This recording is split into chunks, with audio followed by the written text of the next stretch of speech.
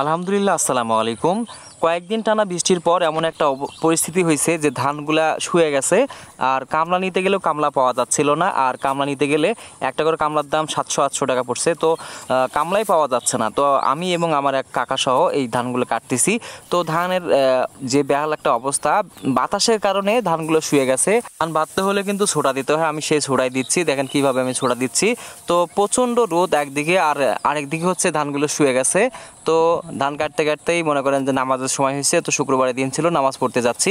তো আমি শুধু একলাই কাজ করি না, আমার এলাকার ছোট ছোট বাচ্চারা কাজ করতেছে, কারণ বুঝতেই পারতেছেন যে কি একটা অবস্থা, কামলা পাওয়া যাচ্ছে না। তো নামাজের পর আবার চলে আসলাম, আসার পর আবার সেই কাজ শুরু করে দিলাম। মোটামুটি এদিকে কিছু ধান দাঁড়ায় আছে। তো ধান কাটার পর আমরা এখন উবাবো, আর এই ধানগুলো আমাদের এক জমি ছিল, ওই জমির পাশেই তুলতেছি।